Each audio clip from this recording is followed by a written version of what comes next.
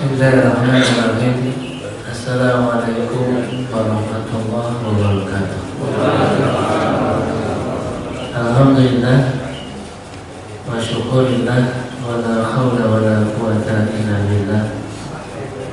Asyhadu an la ilaha illallah wahdahu la syarika lah wa asyhadu anna Muhammadan abduhu wa rasuluhu la nabiyya ba'dah. Allahumma shalli wa sallim ala Muhammadin nabiyil karim wa ala alihi wa sahbihi ajma'in. Amma ba'du. Rasulullah sallallahu alaihi wasallam dilahirkan di tengah-tengah masyarakat jahiliyah. Itu kita tahu. Kehadirannya bukan untuk mengokohkan jahiliyah. Kehadirannya bukan untuk melestarikan jahiliyah, tapi kehadirannya untuk menghapus jahiliyah. Karena tidak heran kalau kemudian kehadiran Rasulullah SAW mendapat penentangan yang luar biasa dari masyarakat. Bapak serta ibu sekalian yang berbahagia, saya ingatkan masalah ini agar kita menyadari bahwa jahiliyah sama Islam nggak pernah bisa disatukan. Jadi nggak ada Islam yes, jahiliyah yes. Yang ada Islam yes, jahiliyah no. Kenapa? Karena kehadiran Islam itu untuk menghapus jahiliyah. Dan pengetahuan tentang masalah ini di tengah-tengah kaum muslimin sudah cukup memadai bahwa jahiliyah memang tidak bisa disatukan dengan Islam. Tapi pemahaman seperti ini nggak kemudian semata-mata kita keluar dari jahiliyah. Kenapa? Karena sebagian besar kaum muslimin masih memahami hakikat jahiliyah dalam timbangan materi.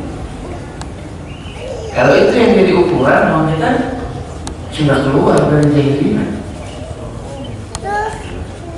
Kenapa? Karena kalau jahiliyah secara materi, maka kita akan terbetik di lantai yang namanya jahiliyah itu minum khamr, berjudi, berzina, nah itu jahiliyah.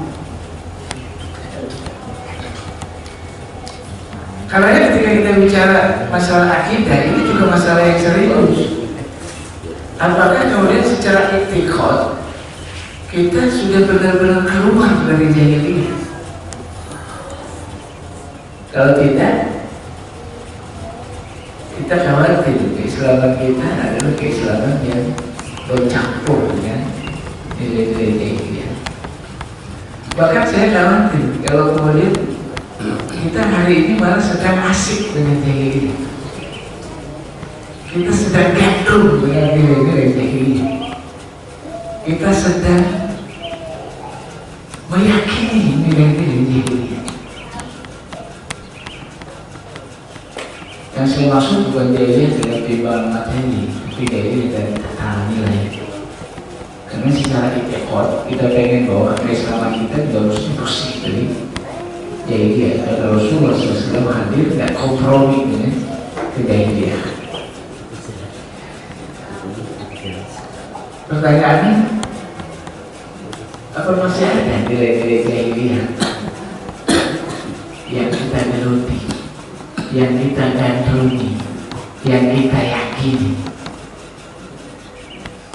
Ini ada halus memang, tapi secara hakikat kita merasakan benar bahwa nilai-nilai jahiliyah itu masih ada dan sangat kuat hidup di tengah-tengah masyarakat.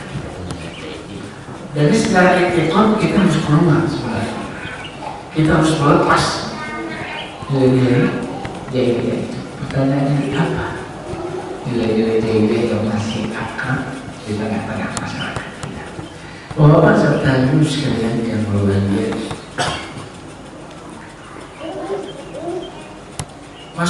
ciri khas masyarakat jahiliyah adalah mereka selalu mengukur orang dengan timbangan materi, ngelihat orang dengan timbangan materi. Mulia nggak mulianya orang juga dalam timbangan materi. Sehingga nggak heran kalau kemudian siapa pemimpin jahiliyah? Abu Jahal, Abu Lahab, Abu Sufyan. Siapa dia? Bangsawan. Siapa dia? Orang kaya. Dia yang bisa mimpin. Kenapa? Karena dia kaya. Lalu kemana Abu Bilal bin Rabah? Kemana Zaid bin Harithah? Kenapa? Kemana Ibnu Mas'ud? Mereka nggak dilihat orang. Mereka du'afa wal masakin. Jadi mulianya orang dalam timbangan jahiliyah itu diukur dalam timbangan materi. Makin kaya, makin mulia. Makin tinggi jabatan, makin mulia. Dihargai gak dihargai orang juga dalam timbangan materi. Makin kaya, makin dihargai. Makin tinggi jabatan, makin dihargai. Kalau ini yang terjadi, ini asli jahiliyah. Kenapa? Lalu di mana ayat Allah? Inna akramakum innallaha yatqakum. Kata Allah dalam satu ayat, Inna khalaqnakum min dzakarin wa untha wa ja'alnakum syu'uban wa qabaila lita'arafu. Inna akramakum innallaha yatqakum. Sesungguhnya Allah menciptakan manusia dari laki-laki dan perempuan. Dari laki-laki dan perempuan itu Allah ciptakan manusia yang banyak. Bersyu'ub, berkabilah-kabilah, berbangsa-bangsa, beras-ras. Untuk apa? Lita'arafu, untuk saling mengenal. Yang menarik, inna akramakum indallahi atqakum. Sungguh yang paling mulia di sisi Allah yang paling takwa. Ini ayat kemana? Ya Ustaz, ayatnya cuma ada di masjid, ayatnya cuma ada di majelis taklim, di luar masjid nggak ada. Kenapa? Orang muliakan karena harta, orang dimuliakan karena jabatan. Ini jahiliyah asli. Sehingga orang miskin nggak ada tempat. Nggak dilihat orang, walaupun dia alim, walaupun dia takwa. Bapak serta ibu sekalian yang berbahagia. Karena di dalam Al-Quran Allah Subhanahu Wa Taala juga mengungkap di dalam surat Al-Baqarah, Allah mengungkap tentang kisah Talut dengan Jalut. Ketika ada satu kaum meminta kepada Nabi mereka seorang raja yang bisa memimpin mereka dalam pertempuran dari peperangan. Lalu kemudian Allah kasih raja. Siapa rajanya? Talut. Mereka minta raja dikasih Talut. Begitu Talut, begitu dia tahu Talut, apa dia katakan? Ya Talut. Kalau Talut rajanya, lalu dia mengatakan wanahnu ahku bil mulki minhu. Kalau Talut lebih layak kami jadi raja. Jangan Talut, kalau Talut lebih layak kami. Wanahnu ahku bil mulki minhu. Kami lebih layak jadi raja daripada Talut. Itu kata mereka. Jadi mereka minta raja, begitu dikasih raja, rajanya Talut, mereka malah mengatakan, kalau bahasa kita jangan Talut, kalau Talut mendingan kami jadi raja. Kenapa mereka bisa mengatakan itu? Ada alasannya. Alasan apa? Walam yukta sa'ata minan mal. Tuh, itu lagi urusannya. Talut tak layak jadi raja. Kenapa? Walam yukta sa'ata minan mal. Talut bukan orang kaya. Itu alasannya. Walam yukta sa'ata minan mal. Talut bukan orang yang banyak harta. Gak layak pimpin kami, gak layak jadi raja. Kenapa? Raja harus banyak harta. Raja harus jadi orang kaya. Pemimpin harus kaya. Kalau nggak kaya, nggak usah mimpi jadi pemimpin. Ini paradigma yang berbeda. Mengukur orang dalam timbangan materi, melihat orang dalam timbangan materi. Bapak serta ibu sekalian yang berbahagia, saya punya pengalaman sendiri tentang urusan yang satu ini. Satu saat saya masih dinas keluar kota di satu penginapan. Di sebelahnya itu rumahnya ada toko. Pas istirahat kita sempetin masuk ke toko karena dekat dengan penginapan, kita pakai sendal, pakai kaos. Begitu masuk di toko itu, apa kata pegawainya? Langsung, belum sampai masuk ke dalam, baru mau masuk, apa kata pegawainya? Pak, yang murah sebelah sana. Yang murah sebelah sana. Kita bingung, yang murah sebelah sana. Terus kita lihat, oh iya, emang gak layak beli yang mahal. Akhirnya gak lihat casing. Kita pakai kaos, pakai sendal. Yang murah sebelah sana. Itu langsung aja begitu. Oh iya Pak, makasih. Kita ke tempat yang murah. Saya berdua. Saya biasa, teman saya nggak biasa. Dia biasa dihormati. Ayah minta, sore kita datang lagi. Dia datang lagi berdua ngajak saya, dia pakai jas, pakai sepatu keren, masuk tuh yang menerima sama dia juga. Apa yang terjadi? Silakan Pak. Wah, gitu. Jadi orang melihat casing banget. Mulia nggak mulianya orang dilihat dari materi. Nggak peduli dia dapat materi dari mana, nggak peduli dia dapat jabatan dari mana. Pokoknya materinya banyak, jabatannya tinggi, dimuliakan dia. Kalau itu urusannya, ini jangan dia Pak. Allah datang terang mengatakan inna akramakum indallahi atqakum. Yang mulia, yang paling mulia di sisi Allah yang paling takwa.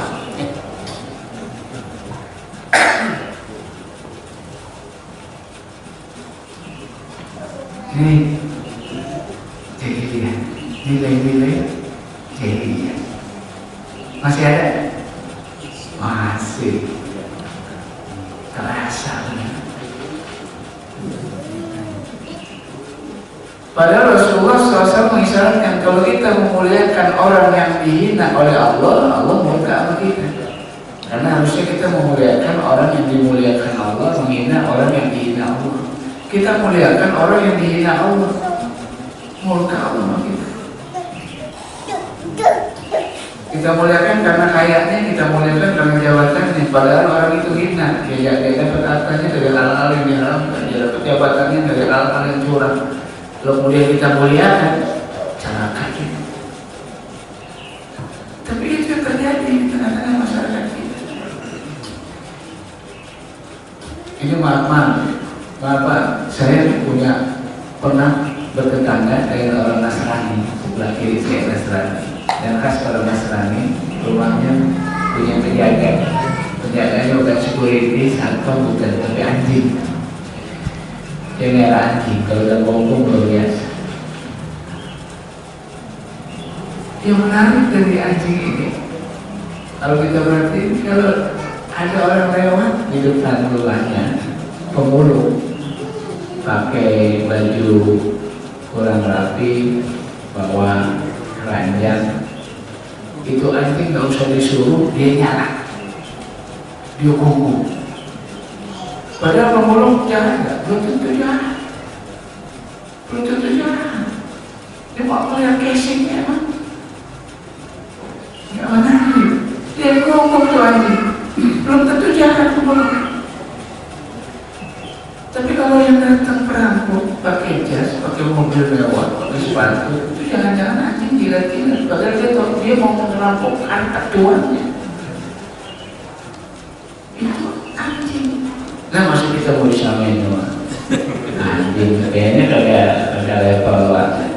Ngukur orang dalam timbangan materi. Sehingga waktu saya dinas itu kalau saya pakai lupa pakai dasi, disalahin banget. Kenapa? Karena ada harganya. Orang pakai dasi, nggak pakai dasi. Dasi itu harganya nggak seberapa. Tapi kalau orang nggak pakai dasi, bisa kagak ada harganya. Dasi itu prestise, gengsi. Tapi itu yang mulai terjadi. Orang ngukur selalu dalam timbangan materi. Mulia nggak mulia dalam timbangan materi. Ini kebiasaan orang jahiliyah. Karena nilai-nilai yang begini harus sudah dibuang. Kita nggak boleh mengukur orang dalam segala sesuatu sekedar dalam timbangan materi. Ada hal-hal yang lebih hakiki yang harus kita lihat, nilai-nilai yang dimiliki oleh orang itu. Ini yang pertama, jahiliyah. Yang kedua, Ada yang khas dari nilai-nilai masyarakat jahiliyah itu, masyarakat jahiliyah itu suka berkelompok. Suku ya bersuku-suku, kalau ada kabilah berkabilah-kabilah. Sebenarnya salah, bersuku-suku berkabilah. Allah juga menciptakan manusia bersuku-suku berkabilah-kabilah. Nggak ada yang salah. Yang salah di mana? Yang jahiliyah di mana? Yang jahiliyah itu adalah ketika suku itu merasa lebih baik dan menghina suku yang lain.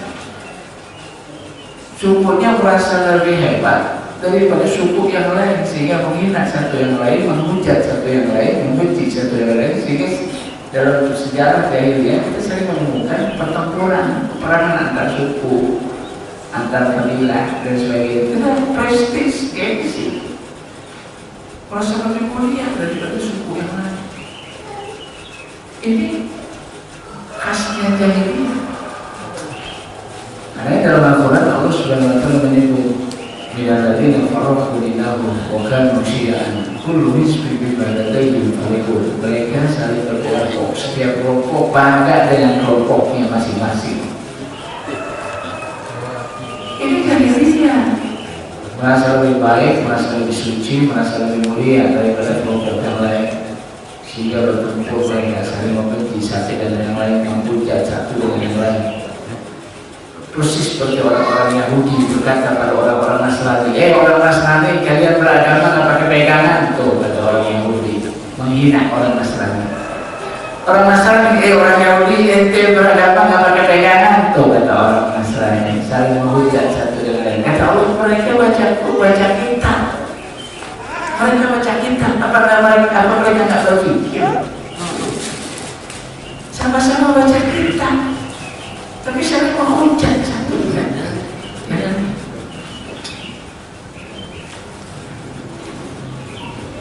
Di tengah-tengah masyarakat kita juga banyak kelompok yang muncul. Ada golongan, ada kelompok, ada partai, ada jamaah muncul. Fenomena biasa. Yang dikhawatirkan disebut jahiliyah itu ketika setiap kelompok sudah mulai bangga dengan kelompoknya dan menghina kelompok yang lain, menghujat kelompok yang lain, yang muncul saling membenci satu atas yang lain, berujung jadi perpecahan. Kalau ini yang terjadi, ini jahiliyah asal. Minal ladzina farraqu dinahum wa kanu syi'an kullu hizbin bima ladaihim farihun. Setiap kelompok bangga dari kelompok. Sama-sama baca Quran, sama-sama baca Quran, saling menghujat satu dengan yang lain. Yang satu merasa lebih benar, yang satu merasa lebih suci, yang satu merasa lebih Qurani, yang satu lebih ikutin sunnah, yang lainnya enggak.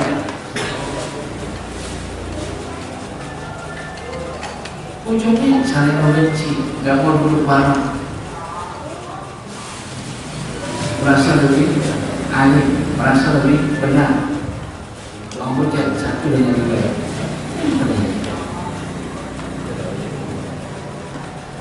Padahal al-muslim bukan muslim. Muslim itu saudara bagi muslim yang lain. Ilaman mu'minu dan ikhwatu. Sebenarnya orang mukmin itu bersaudara.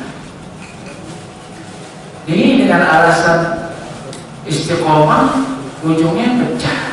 Jadi alasan istiqomah saling membenci, alasan istiqomah saling menghujat satu dengan yang lain.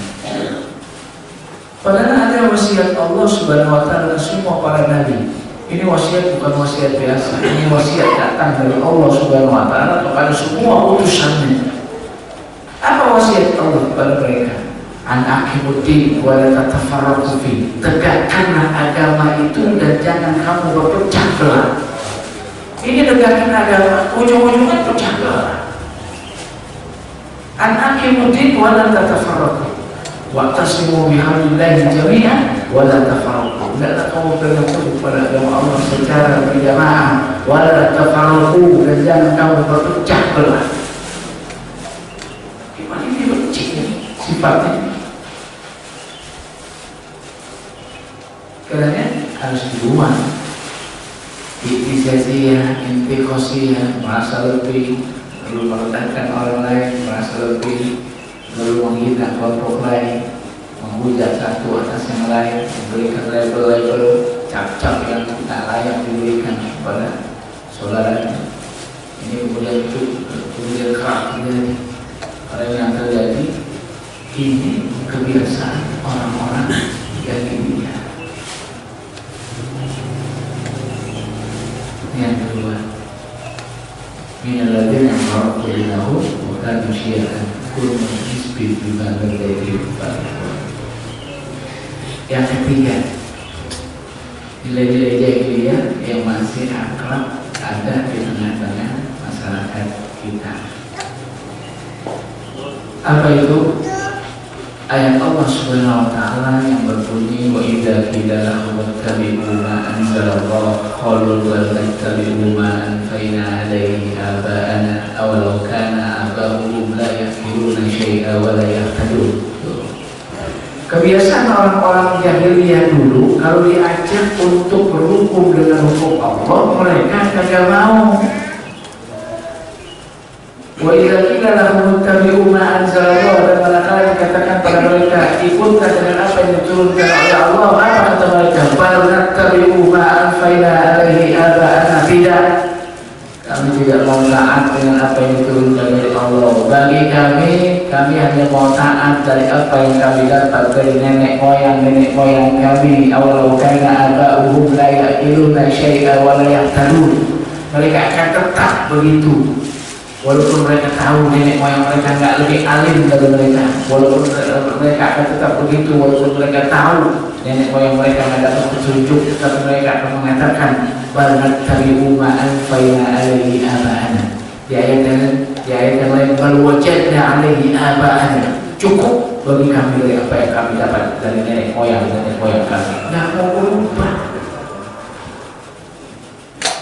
Taklid jumhur, rumahnya taklid jumhur itu tradisi jahiliyah. Ini nilai-nilai jahiliyah. Karena dalam Islam taklid itu haram prinsipnya. Tidak boleh. Islam pada prinsip taklid tidak boleh, kecuali mu'alaf masuk Islam. Tapi kalau jamaah masjid Istiqomah berapa tahun lagi? Ngajar berapa tahun? 20 tahunan. Nggak boleh taklid. Taklid itu mu'alaf, orang Islam taklid boleh lah. Karena begitu dia masuk Islam sudah tentu tak menjamin syariat, dia punya kewajiban buat sholat dan sebagainya. Tapi orang udah ngaji berislam udah lama nggak boleh taklid. Kenapa? Karena taklid itu berisiko. Dia nggak pakai matanya, dia nggak pakai telinganya, dia nggak pakai hatinya, dia nggak pakai pikirannya. Ikut aja. Orang yang ikut aja berisiko. Kalau diikutin benar, kalau diikutin salah, itu salah. Kalau misalnya masuk neraka, itu masuk neraka. Kalau yang mengikuti masuk surga, dia masuk surga. Nanti di hadapan Allah akan terjadi turun perdebatan yang luar biasa. Yang ngikutin akan mengatakan, ya Allah saya ngikutin dia. Yang diikutin akan melepas diri, siapa suruh ngikutin saya? Nggak ada kewajiban, siapa suruh ngikutin saya? Yang satu, ya Allah saya ngikutin dia. Yang satu berlepas diri. Kenapa? Karena Allah Subhanahu wa taala sudah kasih fasilitas hidayah dalam diri kita yang memungkinkan kita dapat petunjuk. Karena nggak boleh taklid. Allah kasih mata bisa melihat kita, Allah kasih pendengaran bisa dengar, telinga Allah bisa dengar kita, Allah kasih hati, Allah kasih akal. Bahkan Allah turunkan Quran, wahyu, Allah turunkan para nabi, Allah turunkan banyak dai. Itu semua saya ikut hidayah, sarana untuk materi kita pada hidayah. Kita bisa lihat mana benar mana salah, mana hak mana lagi, bisa kelihatan. Karena nggak boleh taklid. Ya udah Ustaz, pokoknya Ustaz ikuti Ustaz apa aja kita ikutan. Persis seperti orang-orang Yahudi, persis orang-orang ikut orang-orang Nasrani. Mereka ikuti pendeta-pendeta mereka kultuskan mereka. Sampai kalau kata mereka haram, mereka katakan haram, padahal mereka tahu itu haram. Kalau pendeta mereka mengatakan halal, mereka ikut-ikutan halal, padahal mereka tahu itu haram. Sampai level itu fanatisnya, kultus individunya, fanatik kelompok, sedemikian rupa. Kalau kata ustadznya, kalau bukan kata ustadznya nggak usah didengar. Kata ustadznya udah salah masih diikutin aja. Kenapa? Ustadznya.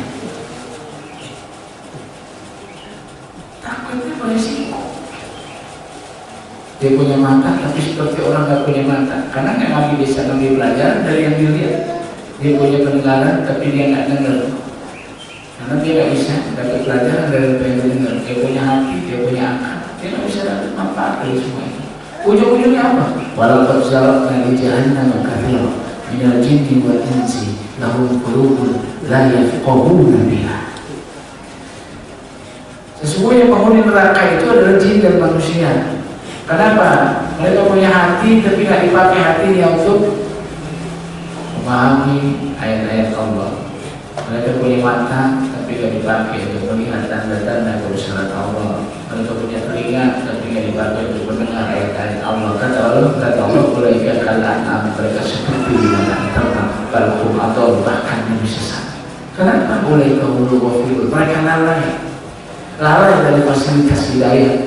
Sarana hidayah yang Allah berikan, mereka nggak pakai telinganya, nggak pakai matanya, nggak pakai hatinya, nggak pakai akalnya. Karena takut pada prinsipnya. Nah, mentalitas begini ada di tengah-tengah masyarakat kita. Kadang-kadang kita nggak mau berubah. Udah terang-terangan nggak ada dalil sahihnya, udah terang-terangan nggak ada nas Qur'annya, terang-terangan nggak ada nas hadisnya, tapi nggak berubah. Apa katanya? Ya Ustaz, ini udah biasa. Biasanya di sini begini. Biasanya. Ustaznya gimana? Di sini gimana biasanya? Biasa. Ibadah bukan masalah biasa atau nggak biasa. Ibadah bukan masalah senang kayak senang. Ibadah bukan masalah suka nggak suka. Ibadah adalah ngikutin Quran dan Sunnah Rasulullah SAW. Kalau salah harus dikasih berubah. Tidak punya. Persis kata orang-orang jahiliyah, bal nattabi'u ma'al faini alaihi aba'ana aw kana aba'u la yaqiluna syai'a wa la yahtadun. Ya, kami enggak akan ikuti. Buat kami cukup dari apa yang kami dapat dari guru-guru kami, dari om kami, dari nenek mama kami, dari mbah-mbah kami. Apa berubah? Masyarakat yang itu begini, tak mau berubah. Udah terang-terangan ini kerjaan sama dia nggak lebih baik. Rasulullah SAW menawarkan sesuatu yang lebih baik, nggak mau. Buat mereka baru wajadna alaihi aba'an. Tuh, 3. Ada yang begini di tengah-tengah masyarakat kita. Ada. Yang keempat,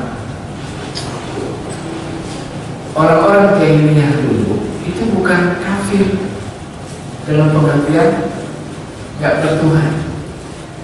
Mereka nyembah. Siapa yang disembah? Allah.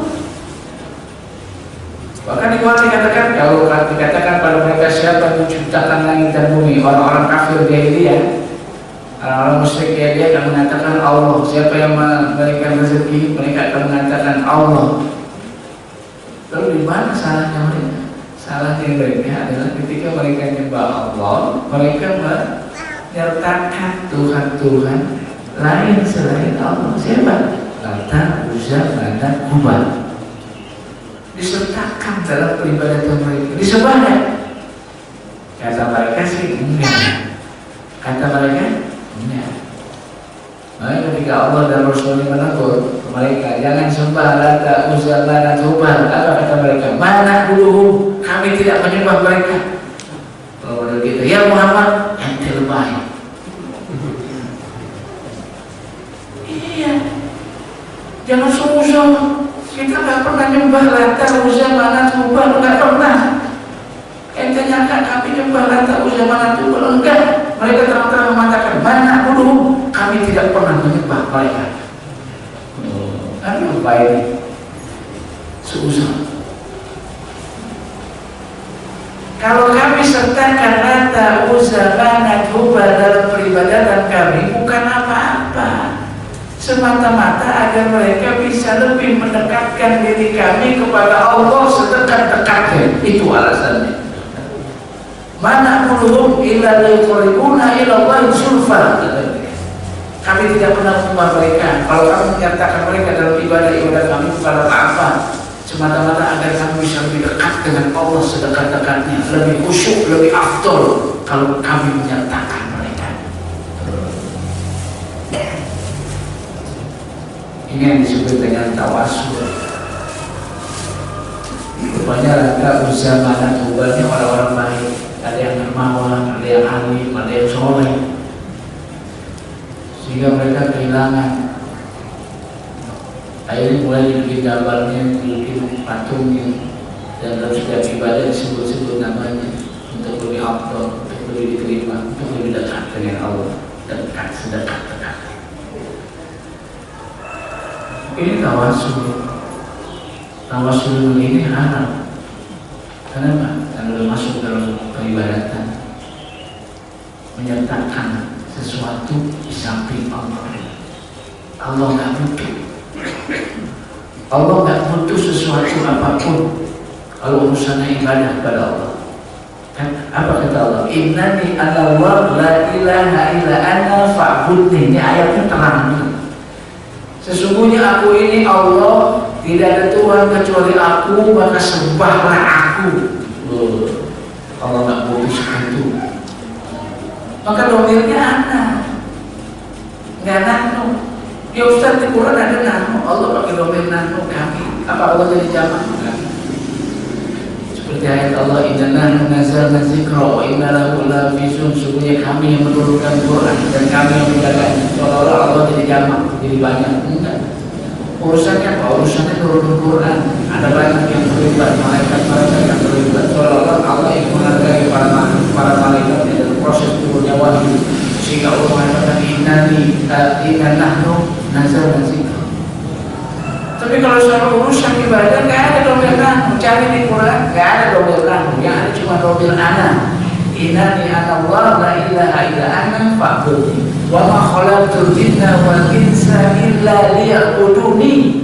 Illa liya'budun. Iya, aku ciptakan jin dan manusia kecuali mereka beribadah kepadaku. Bukan kamu. Jadi Allah nggak putus itu. Nanti kita entah karena saking senangnya, entah saking sukanya, sehingga banyak nama-nama kita sertakan dalam doa-doa kita. Kiai-kiai kita, ulama-ulama kita, para masyayikh kita sebut-sebut nama dalam setiap doa-doa kita. Seolah-olah lebih afdal, seolah-olah lebih utama. Ini sebenarnya tradisi di zaman Nabi itu juga begitu. Mereka juga Allah itu menyatakan yang lain dalam setiap peribadatan. Tidak disembah secara terang-terangan, tapi sertakan dalam peribadatan. Nah, ini kalau secara akidah ini bisa jadi bid'ah secara i'tiqad. Mengada-adakan dalam masalah akidah, menyatakan sesuatu di samping Allah. Dan orang-orang jahiliyah dulu yang suka begitu. Mereka beribadah cuma suka nama-nama, suka murah-murah. Mereka beribadah cuma seenak mereka. Mereka haji, katanya haji warisan Nabi Ibrahim. Mereka teruskan haji. Cuma haji itu udah gak keluar. Haji mereka telanjang keliling Ka'bah. Laki-laki dengan perempuan. Labbaik Allahumma labbaik la syarika lak. Tidak ada sekutu bagi Engkau ya Allah. Cuma ditambahin lafaznya, kecuali Tuhan yang Kau kehendaki. Yang dimaksud siapa? Kata bisa mana keluar. Ditambahin lafaz-lafaz tadi. Yang oleh celaka lagi, wukufnya mana? Di Muzdalifah, bukan di Arafah. Kali kembali kepada Rasulullah wukuf di Arafah. Jadi mereka ibadah. Semoga ibadah itu begitu. Seenak mereka, suka merubah-rubah, suka nambah-nambah, suka pulang-pulangin, sedangkan mereka ini kebiasaan orang-orang jahiliyah. Baik, udah mau jam 6. Ini saya baca di kitabnya ada 100 nilai-nilai jahiliyah yang masih ada di tengah-tengah kita. Saya baru itu 4. Ini masih kurang banyaknya daripada yang kita baca. Kita baru bahas 4. Saya baca di kitabnya ada 100 nilai-nilai jahiliyah yang masih ada di tengah-tengah masyarakat kita. Dan itu terasa banget. Maka nggak apa-apa kalau walaupun 4, sebenarnya ini jadi refleksi buat cerminan buat kita. Memang secara lahiriah kita menggunakan jahiliyah, tapi secara mental, secara moral, secara nilai, jangan-jangan kita masih ada dalam jahiliyah.